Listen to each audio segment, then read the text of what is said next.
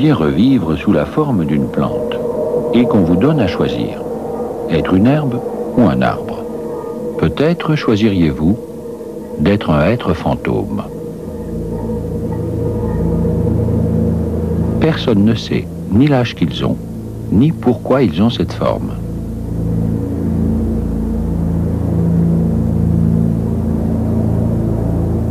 On a émis bien des hypothèses, dont celle d'une mutation survenue il y a plusieurs siècles.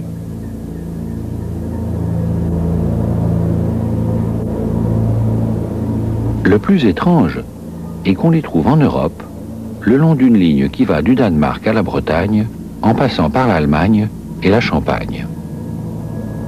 Du coup, certains n'excluent pas que, s'il y a eu mutation, elle ait pu être provoquée par le passage d'un météore radioactif. Certains de ces êtres ont même l'air d'avoir été humains.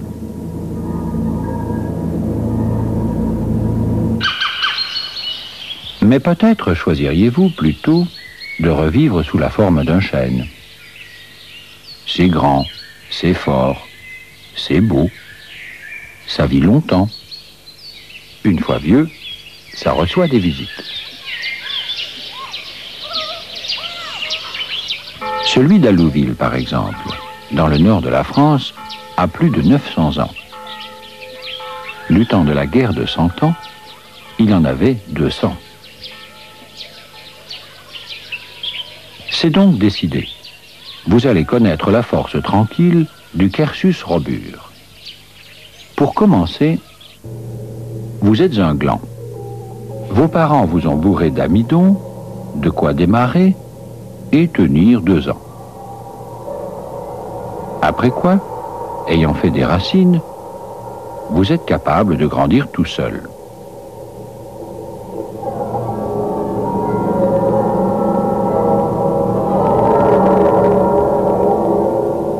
Ce qui ne se fait pas en 2 temps et 3 mouvements.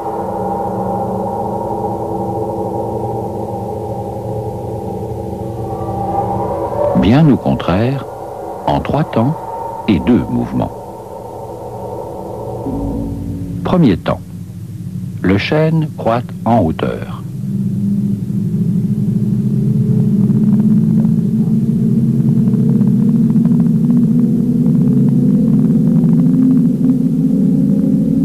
Deuxième temps, il croît en largeur.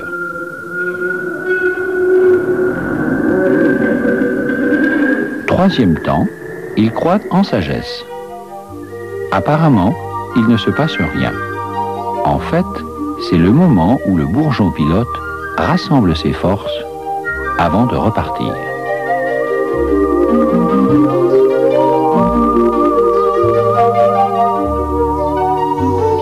Un problème après l'autre, qui veut vivre longtemps ménage ses efforts. Où sont les plus vieux chênes vivants? Celui-ci est en Hongrie. Il aurait 1000 ans. Mais depuis peu, environ un siècle, il est entré en agonie. Pourtant, il croît toujours. À la différence des animaux et des hommes, un arbre peut grandir et avoir des enfants jusqu'à sa mort.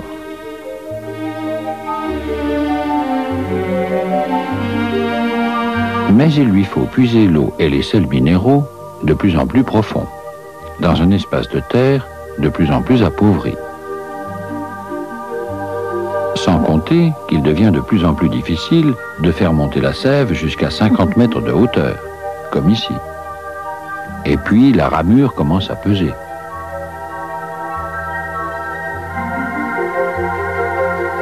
Un tel vieillard, pour lui-même, devient de plus en plus un poids mort, ou plutôt un bois mort.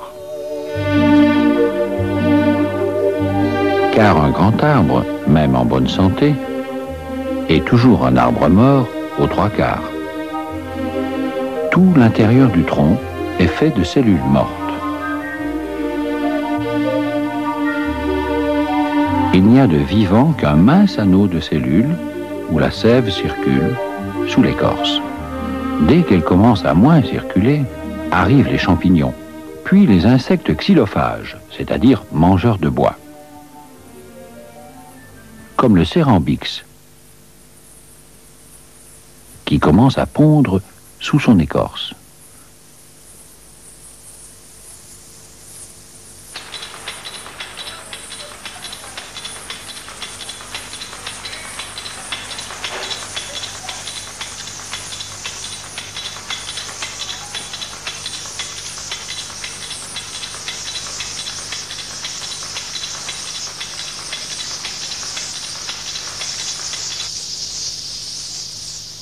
Les œufs deviennent des chenilles.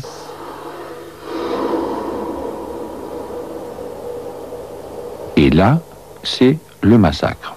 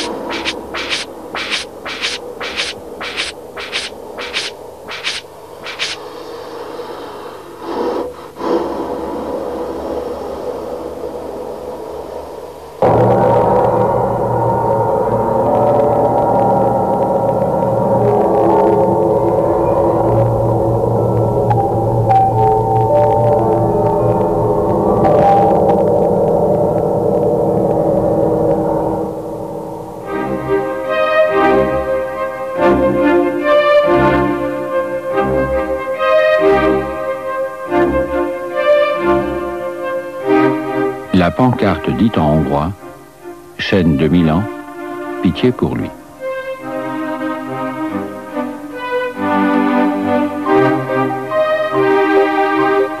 Il arrive que le chêne vive encore plus vieux, mais à l'état de fantôme vivant. Celui-ci, au Danemark, s'est libéré de son poids mort, en somme de son squelette. Toute la partie intérieure du tronc a disparu. Il ne vit plus que par un seul côté de ce qui fut son anneau de cellules vivantes.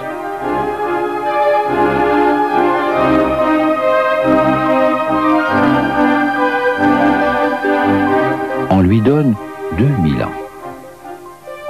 C'est sans doute le chêne le plus vieux du monde.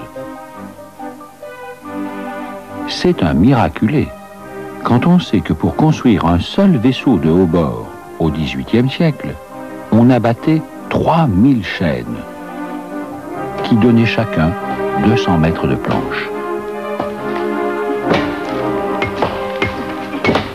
On abattait aussi 40 pins pour la mâture d'un vaisseau. Résultat, voici l'un des derniers pins géants de Nouvelle-Zélande. Le kauri, 60 mètres de hauteur. Tellement abattu qu'à la fin du XXe siècle, il n'en reste qu'un ou deux exemplaires de cette taille.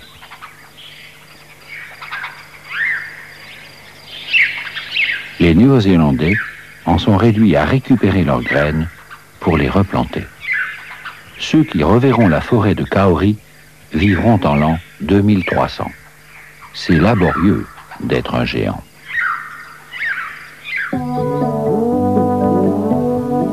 Ça l'est beaucoup moins, finalement, d'être une herbe annuelle. On part d'une graine, on meurt, on repart d'une graine, et pour grimper, au lieu de travailler en lenteur et en force, on le fait en souplesse, en astuce et en rapidité. Le liseron, par exemple, peut atteindre jusqu'à 5 mètres, à condition de trouver un support vertical.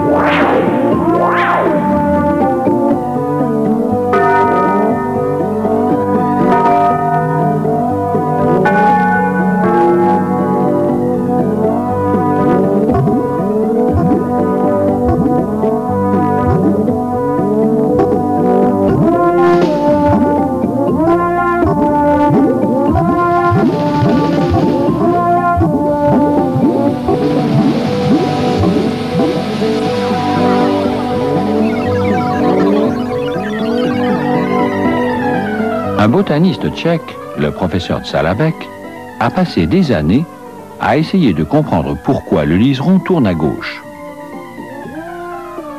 Et cela dans quelque pays qu'il soit. Alors que toutes les plantes volubiles, où qu'elles soient, tournent obstinément à droite. Le même professeur tchèque a voulu montrer que le liseron est têtu comme une plante et s'obstine à se brûler la tête.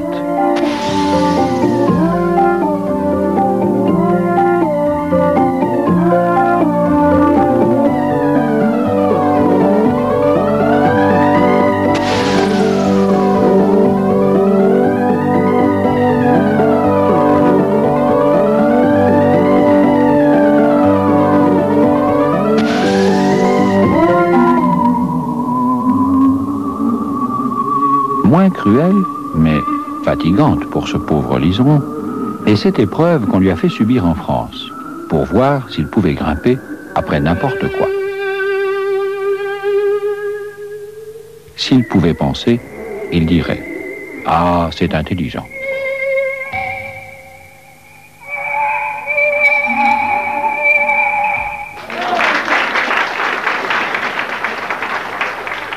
Maintenant, s'il vous plaît, un peu de silence pour permettre à ce haricot de tenter le record de la performance volubile. Pour l'instant, il se chauffe.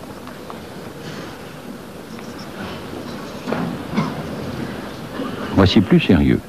Un tuteur de 2 cm de diamètre.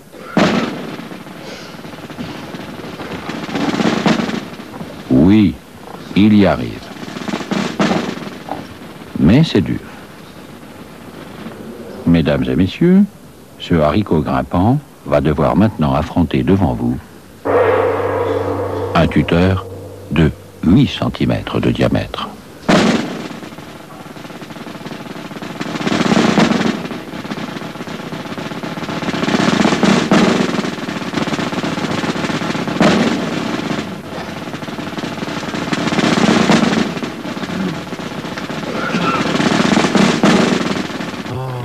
On l'applaudit quand même.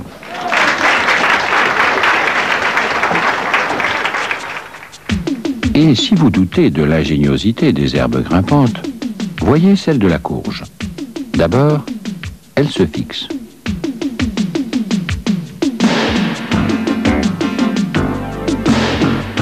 Ensuite, pour résister en souplesse au vent, elle se fabrique un amortisseur.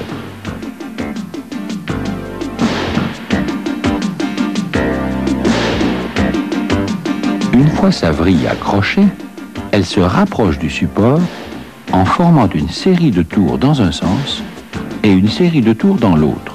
Exactement le même nombre de tours dans les deux sens.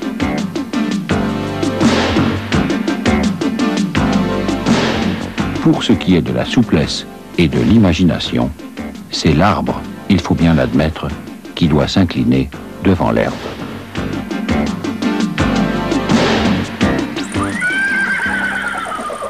Passons à l'épreuve d'alpinisme. Entre la France et l'Espagne, fin juillet. Les Pyrénées. Les derniers arbres ont été largués 700 mètres plus bas, à 2300 mètres. Ici, nous sommes à 3000. On n'y a guère, certains étés, que 2 semaines de végétation. Sans compter qu'il y a trop de rayonnement solaire, ce qui chauffe le sol, alors que l'air est glacé. Ici, c'est le royaume des herbes, capable de n'offrir qu'un minimum de prise au vent et de faire assez vite une fleur et une graine qui restera planquée les 11/12 de l'année sous la neige.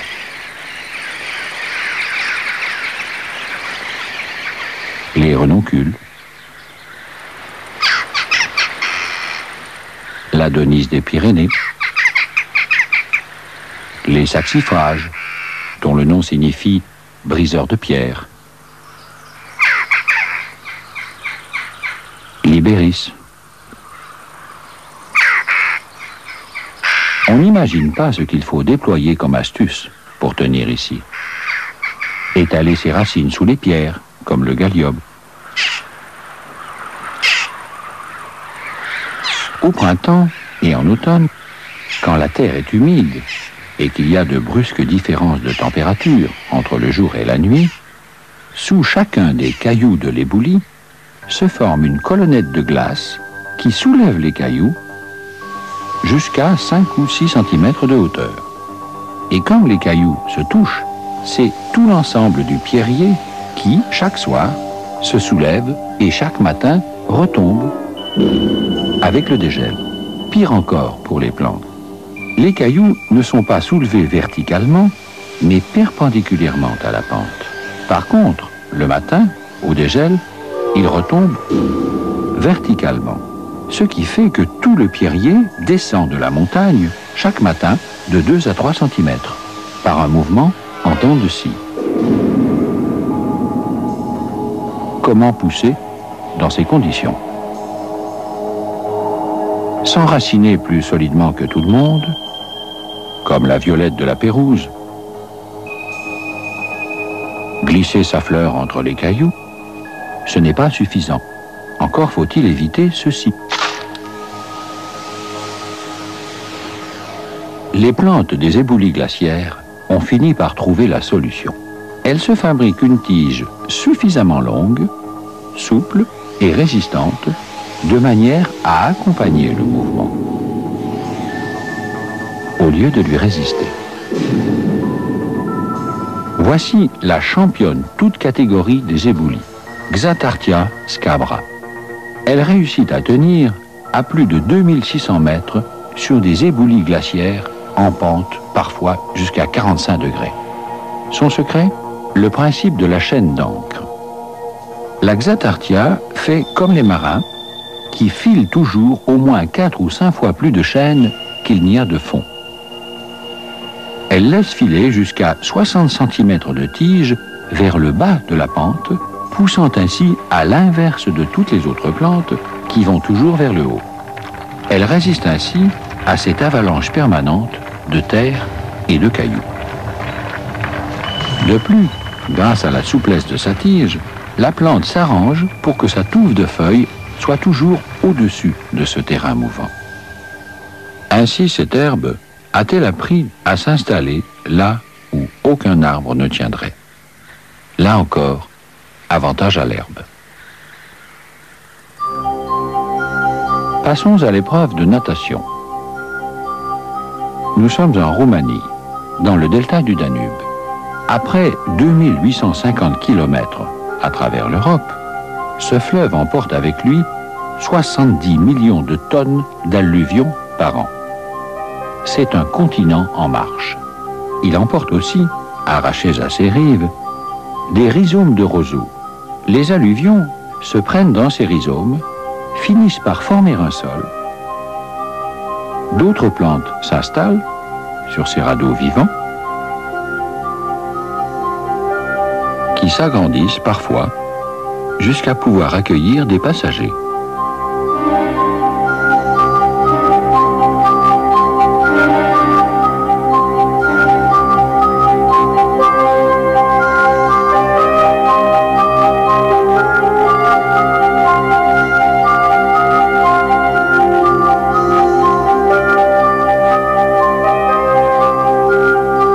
Arrivant à l'embouchure du Danube, les îles de roseaux finiront par couler, formant au cours des siècles des lagunes qui font reculer la mer Noire. C'est ainsi que la ville grecque d'Istria, qui était un port, s'est peu à peu retrouvée à l'intérieur du delta et a fini par être abandonnée par les hommes, investie puis ensevelie par l'invincible armada des îles de roseaux. On ne l'a retrouvée qu'en 1914, 2000 ans après qu'elle ait cessé de pouvoir accueillir des navires en chaîne.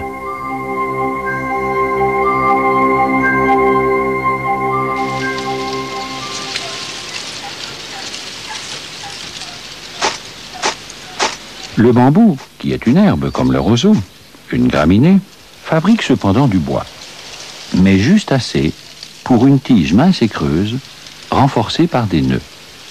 Énorme économie d'énergie et de poids mort. La force de l'arbre,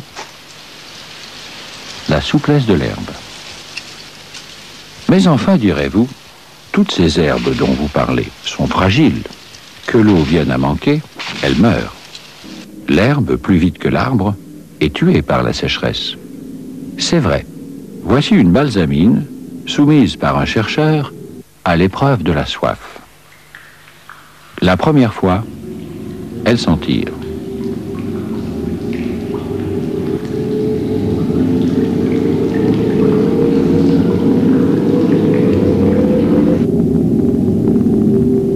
La deuxième fois,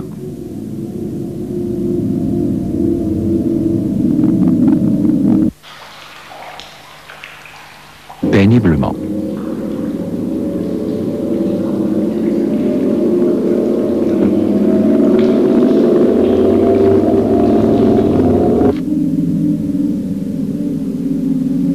La troisième fois, c'est trop.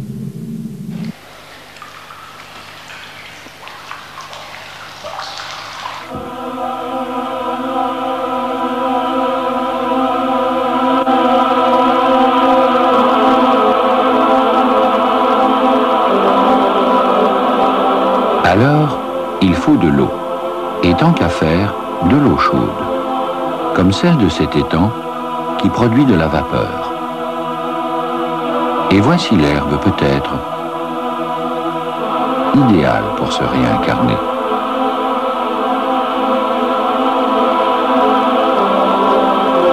Chinois, hindous, égyptiens et chrétiens ont vu dans le lotus une plante symbolique. Il commence par se libérer de la boue, puis se purifie dans l'eau, avant de s'épanouir à l'air et à la lumière. Il symbolise la transformation de la matière en esprit. Il fait le voyage entre les 4 éléments: la terre, l'eau, l'air, le feu, celui du soleil ou, comme ici, du cœur de la terre. Dans le nord de la Roumanie, miraculeusement, un étang s'est formé à partir d'une source thermale, grâce à quoi, depuis des centaines de milliers d'années, même pendant les glaciations, chaque année, fleurit un lotus. Il vit dans les conditions mêmes qui ont favorisé, il y a 4 milliards d'années, l'apparition des premières algues unicellulaires. Celle du début de l'aventure des plantes.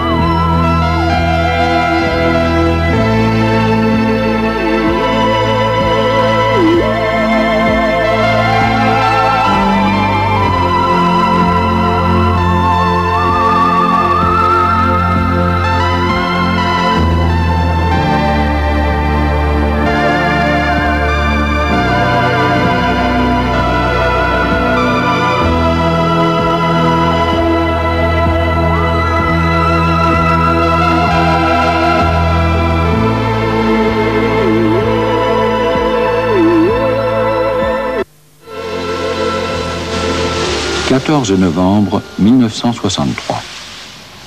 30 km au sud-ouest de l'Islande. Un pêcheur trouve que la mer est bizarre.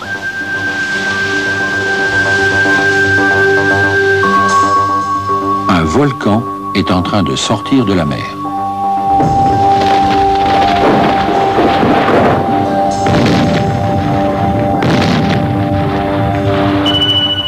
Les Islandais le nomment Surtsey, en l'honneur de Surtur, le dieu du feu, dans la mythologie scandinave. 18 mois plus tard, sur cette terre absolument vierge, la première plante est là. Une spécialiste des plages, un kakilé. La graine est arrivée par la mer. 2 ans plus tard, été 1967, arrivée d'une deuxième spécialiste des plages, Onkenia, du nom du botaniste allemand Onkeni. En anglais, Sea Rocket, fusée de la mer. À cause de la rapidité avec laquelle elle peut envahir une plage, en se reproduisant par stolon. Dès lors, chaque année, des graines arrivent. Un oiseau migrateur, épuisé, vient mourir en été. Dans son gésier, on trouve du sable ne pouvant venir que d'Écosse, et une graine, celle de l'élime des sables. Elle a voyagé avec l'oiseau, et son cadavre lui a servi d'engrais.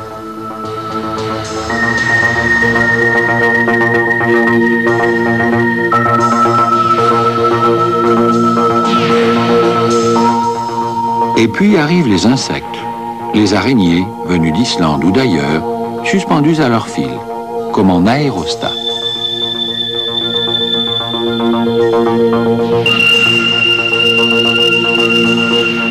Juin 1978. Arrivée de la matricaire maritime, ou camomille des sables.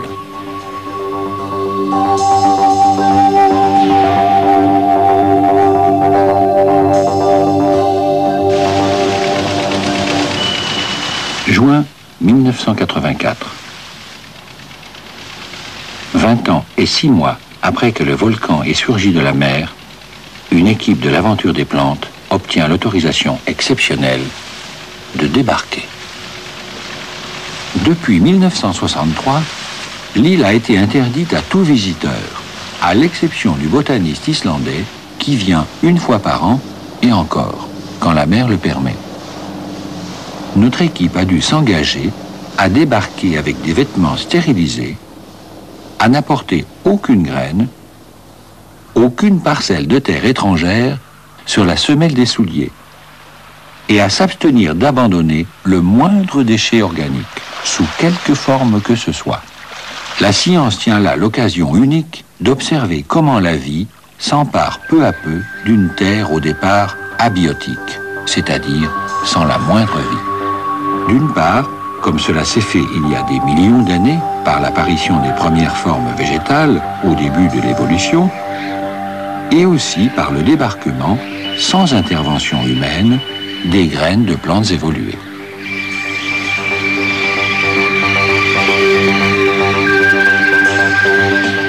Et tout de suite, sur la plage, la voici la fusée de la mer. Onkenia peploides.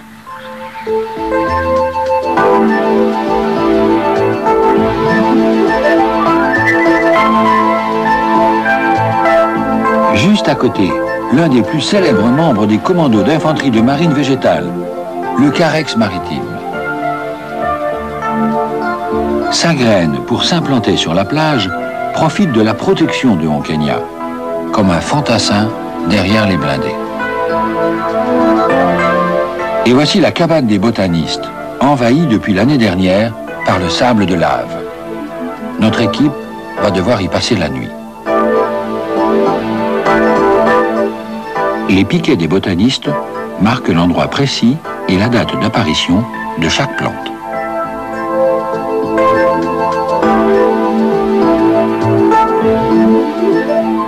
Au pied de cette touffe de carex, les restes d'un nid et d'un poussin mort. Son petit cadavre est devenu de l'engrais. Ce bébé, en mourant, a donné de la vie, comme les restes de poissons pêché par ses parents. De plus, la chaleur d'un nid crée un microclimat qui favorise la pousse d'une graine. La vie, pour apparaître, saisit le moindre prétexte. Et voici le radeau Kon-Tiki, des œufs de raie déposés par la mer sur une plage d'Islande, d'Écosse ou du Danemark, remportés par la marée et qui ont dérivé jusqu'à Surtsey, amenant avec eux des graines de graminées accrochées à leurs aspérités. Un peu partout, la plante Ronkenia fait comme des taches d'huile qui s'élargissent d'année en année autour des points de départ marqués par les botanistes. Le Sea Rocket des Anglais, la fusée de la mer, est en train de coloniser l'île créée par Surtsey, le dieu du feu. Quant au Carex, il la suit comme un chien dent qu'il est.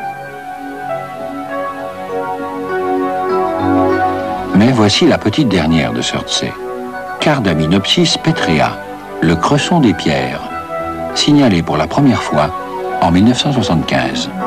Comment est-il arrivé? Mystère. Quant à cette plante, Mertensia maritima, la forme de ses feuilles lui permet de retenir la moindre goutte d'eau.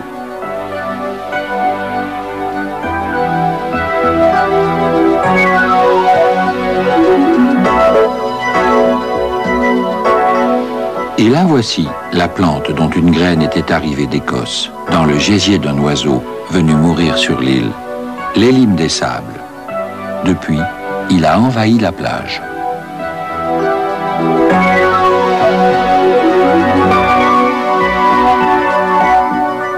Allons voir dans le cratère.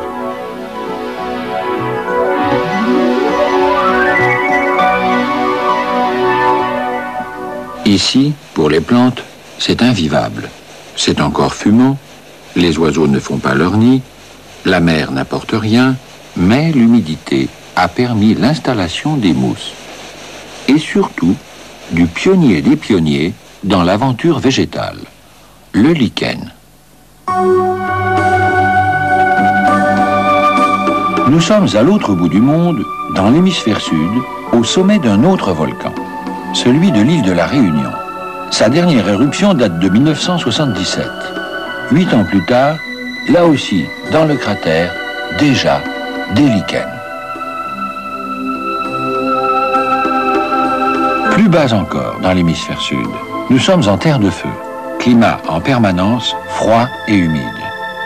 Sur les arbres, des lichens.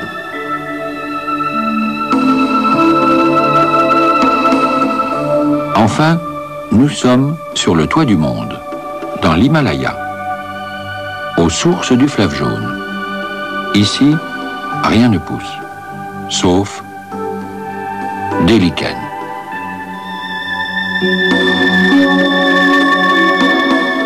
Qui donc, à part les botanistes, se préoccupe de savoir ce qu'est un lichen? Et pourtant, seul le lichen est capable, comme il l'a fait au début de la conquête de la Terre par les végétaux, de remplir cette mission apparemment suicide. Implanter sur le rocher absolument nu une tête de pont végétal, qui permettra, beaucoup plus tard, aux autres de s'installer. Les mousses, puis les fougères, puis le gros de la troupe, les bouleaux, les pins, etc. arbres. Car les lichens sont des pionniers. Et le sort des pionniers, c'est de préparer le terrain pour ceux qui en profiteront en les éliminant. Rien que pour cela, les lichens auraient droit au grade d'officier dans l'ordre des palmes botaniques. Mais il y a mieux. Ils méritent la médaille d'amour. Car un lichen, on le sait depuis 1867, c'est une association amoureuse entre un champignon et une algue.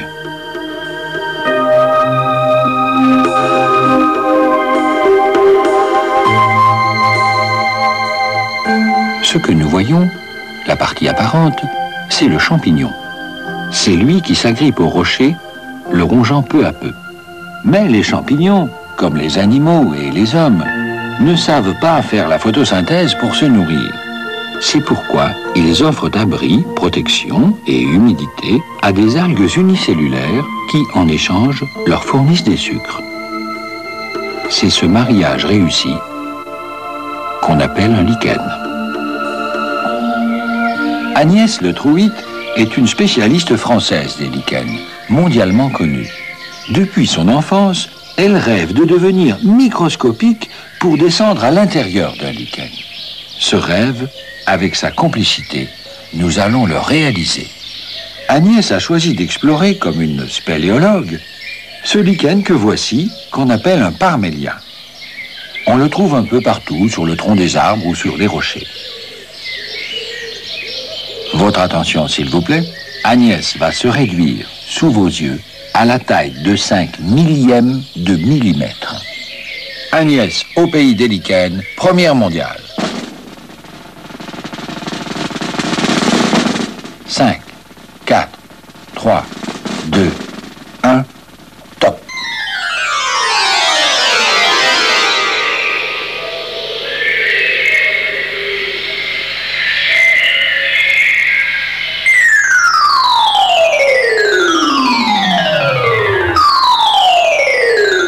Voilà. Je suis sur le toit du lichen. En cherchant bien, vous pourriez encore me voir. Je mesure 1,5 mm. Il faut que je trouve un petit trou pour descendre plus bas à l'intérieur. Seulement pour ça, il faut que je me réduise encore. Ça y est. Là, je suis 100 000 fois plus petite qu'en réalité. Allez, hop, je descends.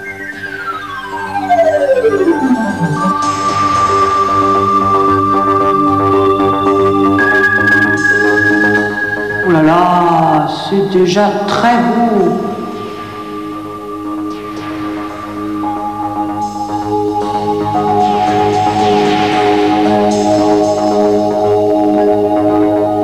Là, je traverse le toit formé par le champignon.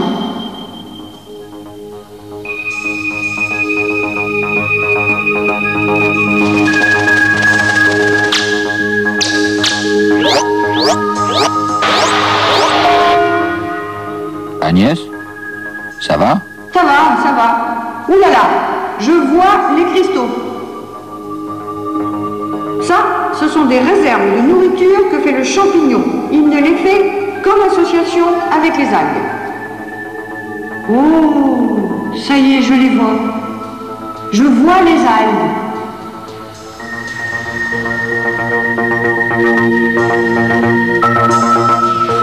Et le champignon les enserre amoureusement. Ah, ça c'est chouette. Il pleut dehors. Tout est en train de se gonfler d'eau. J'ai une algue là devant moi. Elle est toute contente.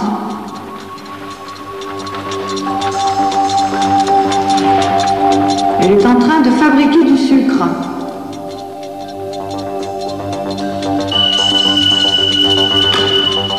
Ah, ça, aucun doute s'en est. Et le champignon en profite à son tour. Elle le nourrit.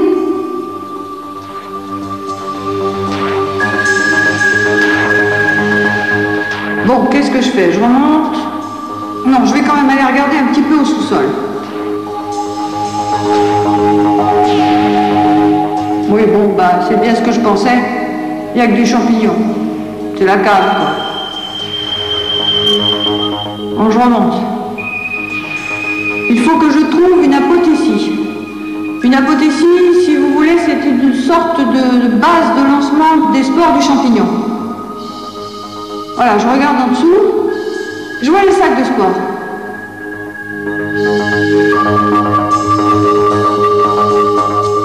Ça y est, les sacs se vident. Ils projettent les spores à l'extérieur. Ah ça, je remonte, hein. Je veux voir ça du dehors. Ça y est, je suis dehors. Agnès est à nouveau sur le toit du lichen. Et comme elle mesure toujours 5 millièmes de millimètre, elle va en profiter. Agnès est partie avec une spore du champignon jusqu'à l'altitude stratosphérique de 15 mm, ce qui suffit, avec l'aide du vent, pour la faire retomber en dehors du lichen, sur le rocher nu. C'est là que la spore du champignon commence à se conduire comme une idée qui germe. Trouver une algue unicellulaire et célibataire, et conclure avec elle un nouveau mariage, un nouveau lichen.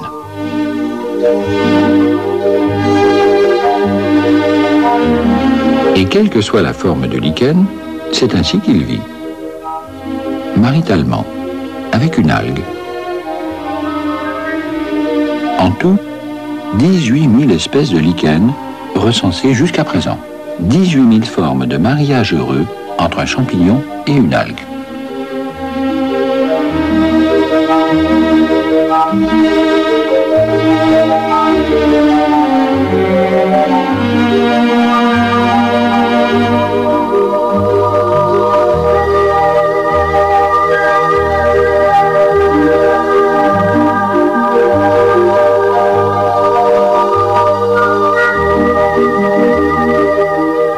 Mais hélas, un lichen est plus sensible à la pollution que n'importe quel autre végétal.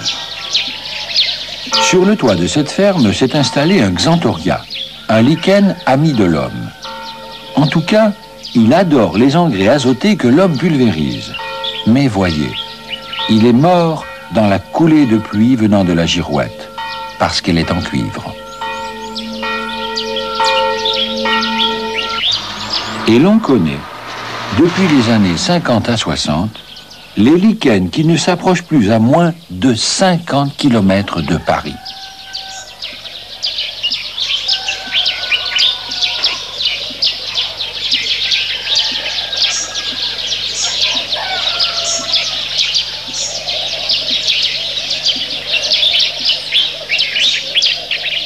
Ceux qui s'aventurent encore jusqu'à 20 ou 30 km.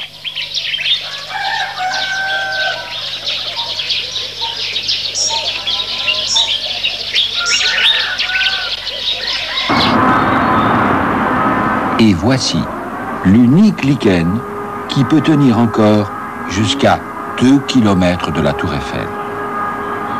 Le Lecanora.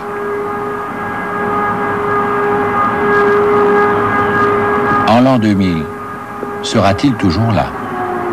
Affaire à suivre. Mais si vous avez des lichens autour de votre maison, restez-y. Cela veut dire que l'air n'y est pas pollué.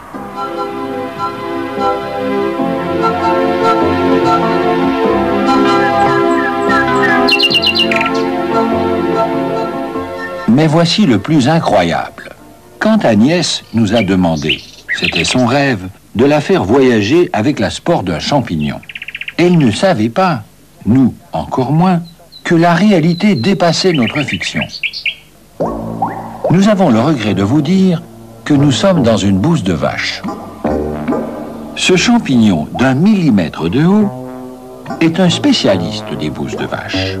Or, il doit remplir une mission impossible. Comment, de la vieille bouse de vache surpeuplée où il se trouve, faire passer ses bébés dans une bouse de vache toute neuve? C'est simple, en les faisant avaler par une vache. Oui, mais jamais une vache ne broute l'herbe qui pousse dans une bouse de vache. Pas folle, la vache.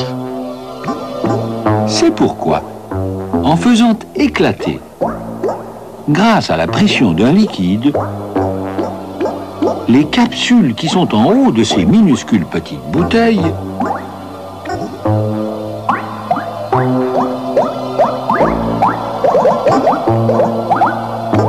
le champignon projette ses bébés jusque dans l'herbe fraîche, à 2 ou 3 mètres de la bouse de lancement. Évidemment, ils peuvent se retrouver dans une autre vieille bouse de vache, mais ça, c'est la vie. Or, il se trouve que le champignon a un bon copain. N'est-ce pas quand on est dans la bouse qu'on reconnaît ses vrais amis? C'est un ver microscopique et et qui a le même problème que le champignon. Il doit se faire avaler par une vache, aller jusque dans la panse de la vache. Là, il doit changer de métro, prendre la direction poumon. Arrivé là, il prend l'air et il fait l'amour. Aussitôt, ces bébés foncent vers la ligne principale du métro, celle qui part de la station Gueule de Vache pour arriver à Bouse de Vache. Mais pour cela, au départ, il faut sortir de la bouse. Alors, le ver dit au champignon, « Sors-moi de là ».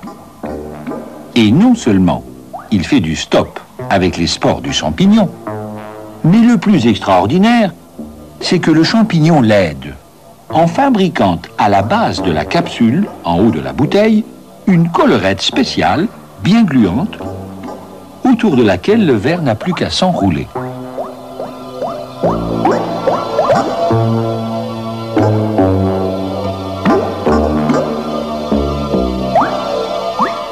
Dépassé, Agnès.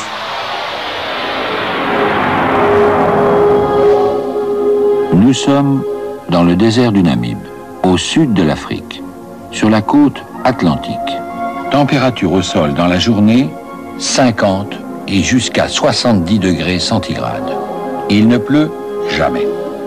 Mais chaque nuit, venant de la mer, arrive un brouillard. Ce qui suffit pour que vive ce lichen. Le seul lichen qui ne se fixe nulle part. Il se promène dans le sable avec le vent qu'il accumule dans les creux. Chaque nuit, il boit l'humidité du brouillard. Chaque matin à l'aube, avant qu'il ne fasse trop chaud, il demande à sa petite algue intérieure de faire vite un peu de photosynthèse pour les nourrir tous les deux. Et à 9 h du matin, tous les matins, il fait le mort. Il se recroqueville totalement, ce qui protège l'algue du soleil trop fort. Et dans la nuit, il se regonfle et reverdit, comme on le voit ici quand on l'asperge d'eau.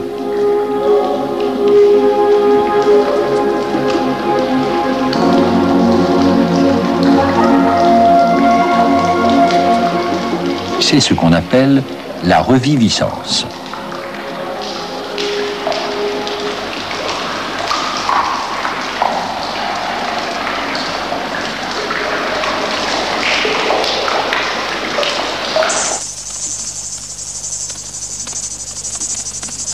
Et pour finir, voici une devinette.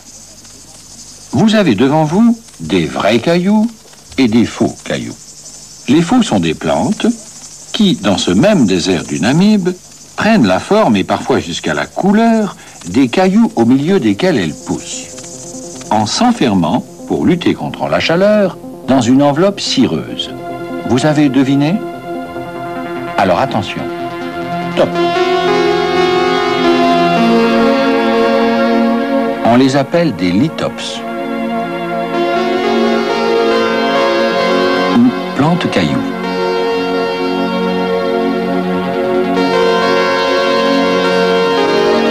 Un rien d'humidité suffit, une fois par an, pour les faire éclore.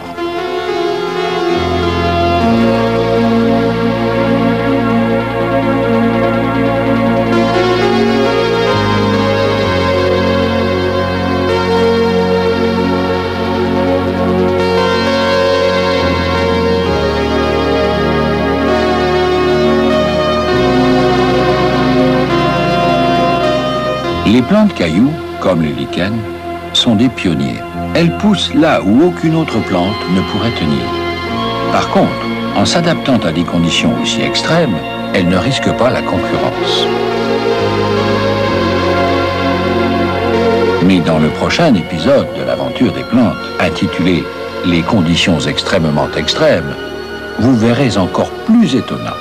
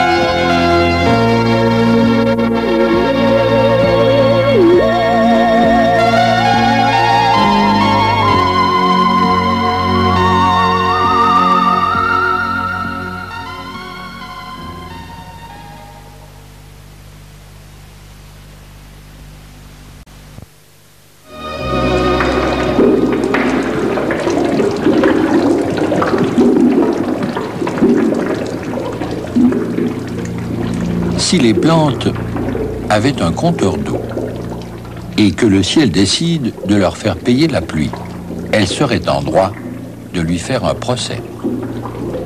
Les Allemands Claudius et Keller, en 1951, ont calculé que la végétation de l'Allemagne fédérale retourne à l'envoyeur, c'est-à-dire au ciel, 38% de la pluie qu'elle reçoit, grâce à la transpiration des feuilles.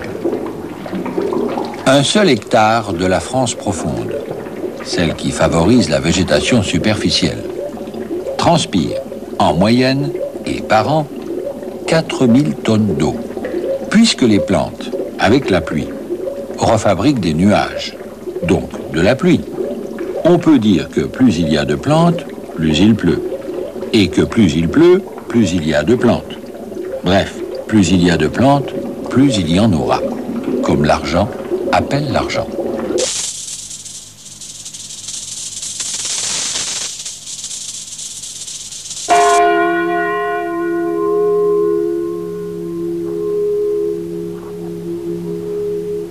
Mais pour rendre au ciel ce qui est au ciel, encore faut-il qu'il vous l'ait prêté. Et à des conditions acceptables.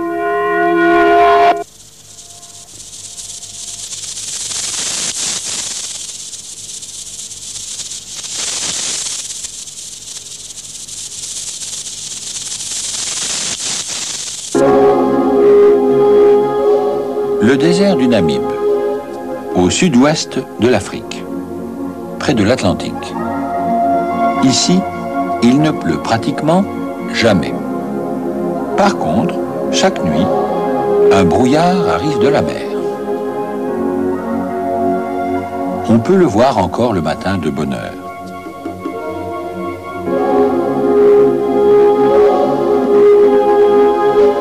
Après quoi, la terrible chaleur le fait évaporer jusqu'à 70 degrés centigrades à la surface du sol.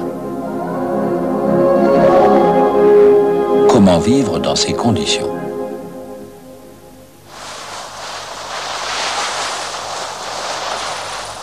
Cette graminée s'en tire de deux façons. D'une part, elle enfonce verticalement juste ce qu'il faut de racines pour ne pas être emportée par le vent.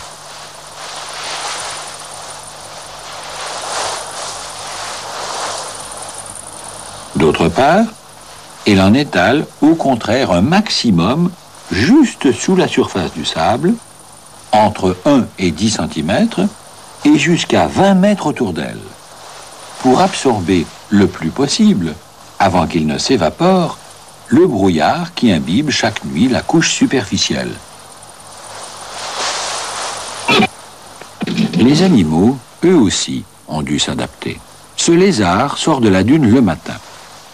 Pour se réchauffer au soleil, il lève les pattes tant que la température du sable n'est pas assez élevée.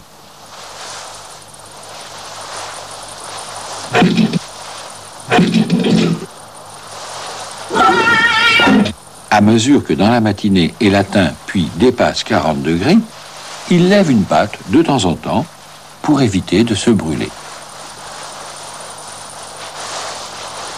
Ce qu'on appelle une gymnastique de thermorégulation. Quant à ce coléoptère, il grimpe sur la dune et lève son derrière face au brouillard. Il récupère ainsi l'eau qui lui dégouline le long du dos.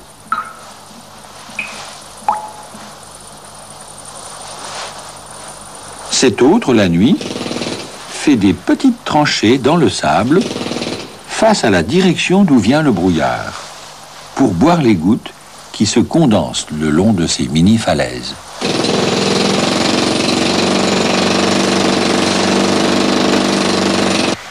Mais c'est ici, sur cette côte atlantique, entre le sud de l'Angola et le nord de la Namibie, si déserte qu'on l'appelle la côte du squelette, qu'en septembre 1859, le botaniste allemand Wellwich découvrit la plante la plus étrange qu'on ait jamais vue.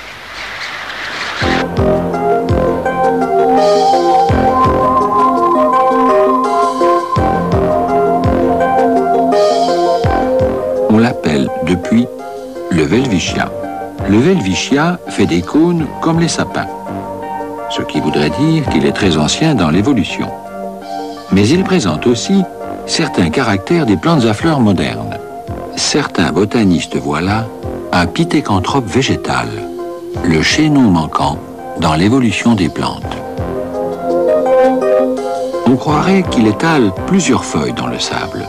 En fait, il n'en a que deux, mais qui se déchirent, se tordent et se dessèchent par l'extrémité à mesure qu'elles poussent par le pied.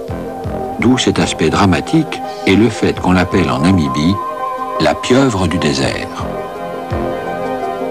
De près, on s'aperçoit que les feuilles sont percées d'innombrables petits trous qui leur permettent d'absorber, chaque nuit, la condensation du brouillard. Quel âge peut-il atteindre? En 1966, l'analyse au carbone 14 a donné l'âge de 1000 ans. Comme la plante est toujours vivante et en parfaite santé, malgré son air agonisant, on pense qu'elle peut atteindre et dépasser 2000 ans. Les cônes du welwitschia produisent des graines qui n'ont guère plus de 20% de chances de germer et qui peuvent attendre plusieurs années. Le plus étrange est qu'on ne voit jamais de jeunes welwitschia auprès des vieux, ni plus loin d'ailleurs dans ce désert. Pourtant, on ne voit pas de prédateurs. Apparemment, ces vieillards seraient les derniers représentants de leur espèce.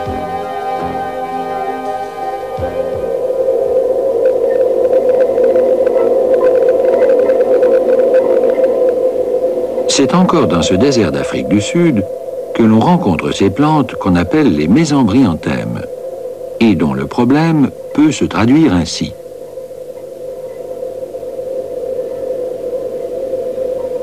J'ouvre mon fruit et je largue ma graine, à condition qu'il pleuve. Je rêve ou il pleut? Allez hop, j'ouvre mon fruit.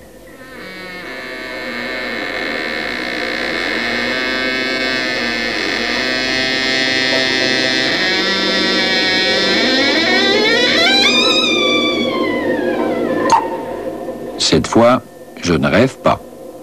Il pleut. Allez, j'ouvre mon fruit.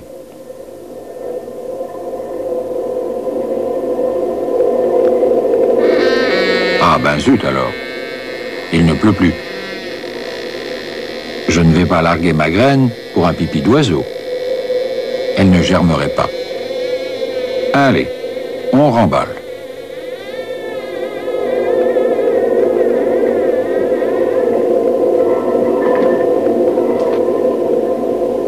Évidemment, la plante ne pense pas. Elle fait mieux. Elle agit par hypersensibilité à l'hygrométrie. Cette fois, vous allez voir reconstituer ce qui se passe quand il pleut vraiment.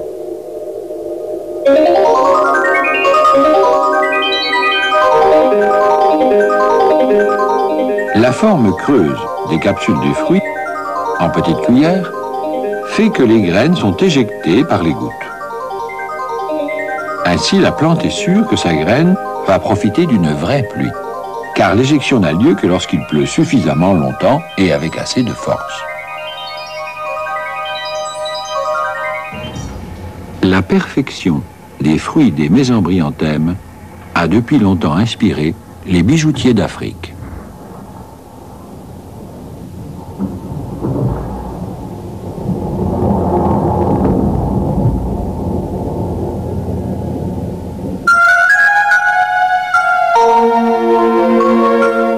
En pays tempéré, les plantes à fleurs, chaque année, connaissent une autre sécheresse, celle de l'hiver.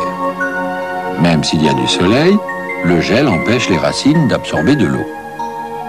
La réponse des crocus et des personnages est d'emmagasiner de la nourriture et de l'eau dans un bulbe sous terre.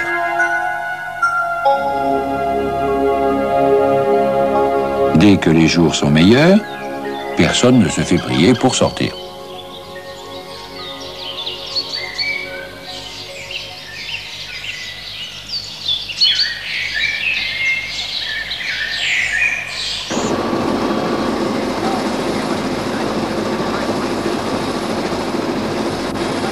Mais il arrive qu'il fasse froid là où il ne devrait pas.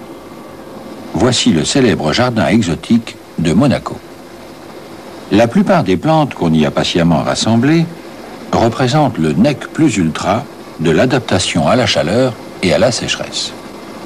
Sur ce rocher exposé plein sud, qui capte la chaleur du soleil et de la mer en hiver, les plantes sont miraculeusement protégées. En fait, beaucoup vivent ici en plein air, à la limite de leur climat d'origine.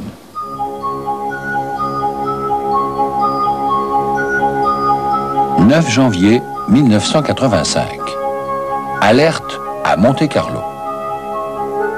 Qu'il neige ici très légèrement pendant 1 heure certaines années, cela peut arriver. Mais à ce point, pour les plantes grasses, c'est grave. Pendant 2 nuits, la température tombe à -4 degrés centigrades. Les cactus cierges du Mexique, largement centenaires, n'avaient pas vu cela depuis 1956. Les aloés, pour qui janvier c'est l'été, puisqu'elles sont originaires de l'hémisphère sud, ont été surprises en pleine floraison. Ces plantes, qu'on appelle communément grasses, et que les botanistes préfèrent dire succulentes, se retrouvent soudain dans la situation d'un Mexicain torse nu au pôle Nord.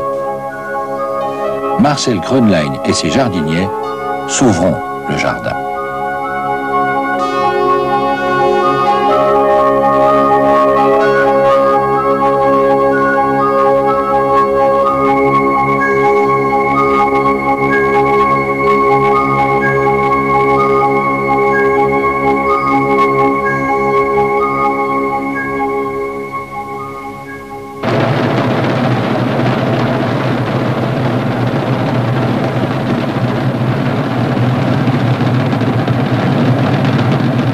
Six mois plus tard, juillet 1985, nous avons décidé de surprendre dans les serres du même jardin exotique les cactus dont les fleurs ne s'ouvrent que la nuit.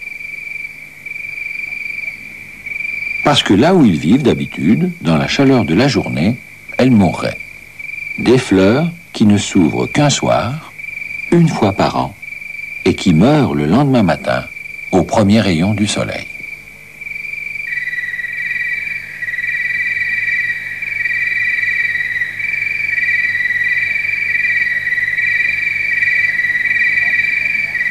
Vatricania guanteri, un céréus du Pérou et de Bolivie. Les poils sont là pour protéger le bouton floral dans la journée du côté du soleil dominant. Et voici le Pilosocéreus. Il se coiffe d'un bonnet de laine qui joue pour lui le rôle du burnous arabe, ce qui le protège de la chaleur le jour et du froid la nuit. Au Brésil et au Mexique, avec cette laine, on rembourre des coussins et la selle des chevaux. Toutes ces fleurs, qui ne vivent qu'une nuit, sont blanches ou rosées. Ce qui se voit le mieux pour les chauves-souris ou les papillons nocturnes. Le nectar de la fleur coule. Il n'a pas été bu. Voilà, c'est l'aube.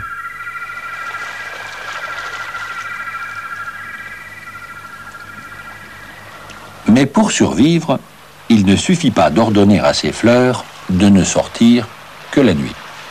Encore faut-il, dans la journée, résister à la chaleur et au manque d'eau.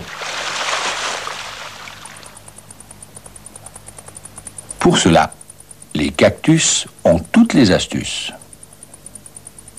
D'abord, remplacer les feuilles par des aiguilles, qui réduisent la transpiration. Celles de ce Trichocéreus du Chili ont le record du monde de longueur, 30 cm.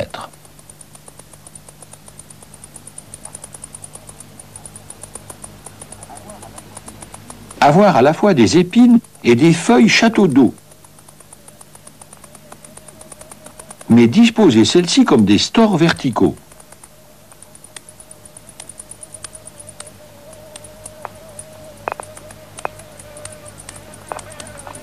Comme ces étranges colonnes de Madagascar, découvertes par le Français Grandidier, et qui sont parmi les plantes succulentes les plus rares du monde.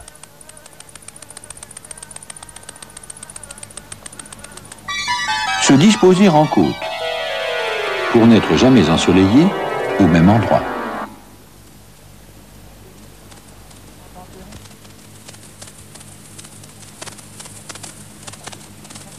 Fabriquer du papier autour de soi, pour créer une circulation d'air, comme ce Papyracanthus.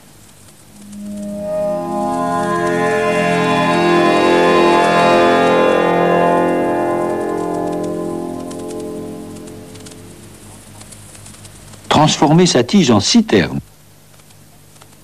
comme ce Pachypodium. En français, pied d'éléphant. Autre trouvaille, non moins géniale, l'avortia.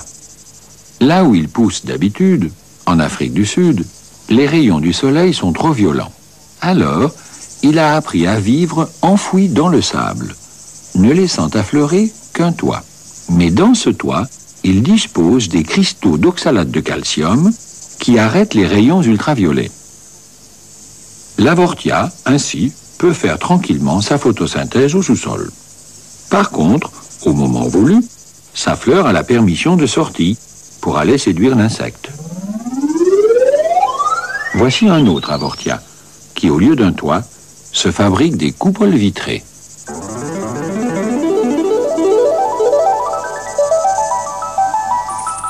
Les fleurs des cactus qui sont autorisées à sortir le jour n'ont plus de raison d'être blanches.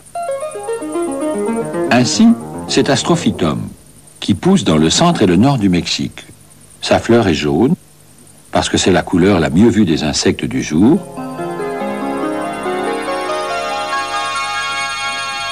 Et aussi un peu rouge, ce qui attire le plus les oiseaux.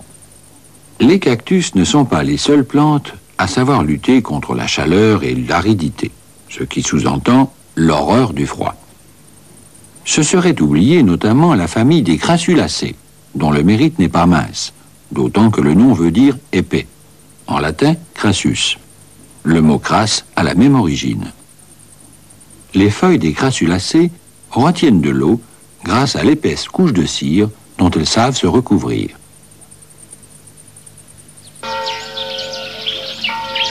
La plus familiale de la famille des Crassulacées, en Europe, c'est la joubarbe des toits. Son nom français viendrait de Jovis barba, barbe de Jupiter, maître du ciel et des éclairs, parce qu'on croyait jadis qu'elle détournait la foudre. L'empereur Charlemagne avait fait crier, sur tous les toits, d'en avoir chacun sur le sien.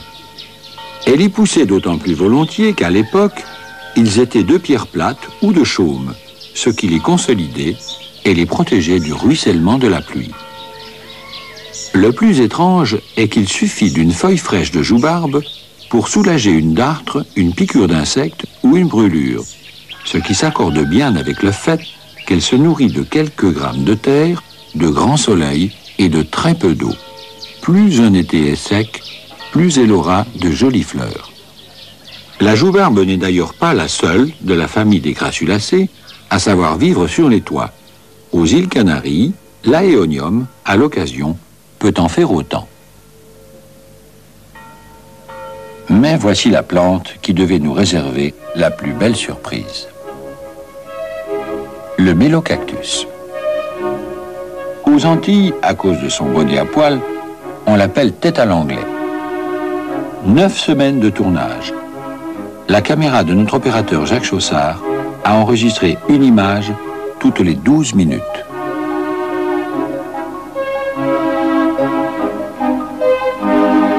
Et si vous voyez des fleurs mourir à peine écloses, c'est qu'en réalité, elles ne vivent que durant 2 ou 3 heures d'une après-midi. Et cela, 1 fois par an. Encore faut-il, pour commencer à fleurir, que le mélocactus ait atteint l'âge de 8 à 10 ans. Au mois de juin, le mélocactus produit des fleurs. Un mois plus tard, en juillet, ces fleurs donnent des fruits. Mais le mélocactus continue à faire des fleurs, tout en sortant ses premiers fruits.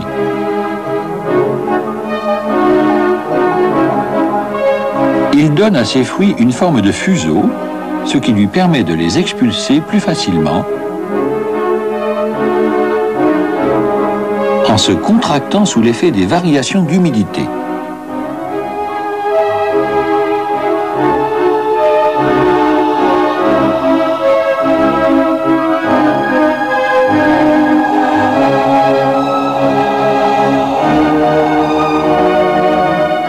C'est entre le 20 octobre et le 15 novembre que nous avons réussi à mettre en évidence l'étonnante capacité du mélocactus à réagir à la chaleur et à l'humidité ambiante.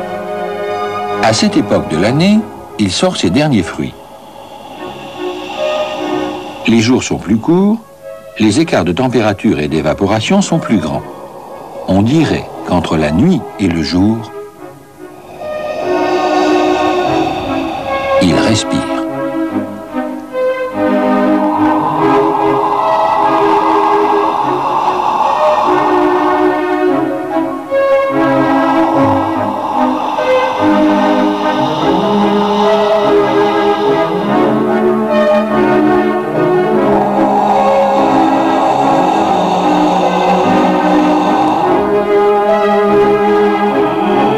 C'est notre caméra qui l'a mise en évidence. Voilà ce qu'un cactus, avec son air buté, a pu apprendre à faire. Se contenter du sable, du soleil et de l'air de la mer. Atteindre ainsi, sur une plage des Antilles, l'âge de 200 ans, quel homme peut en faire autant ?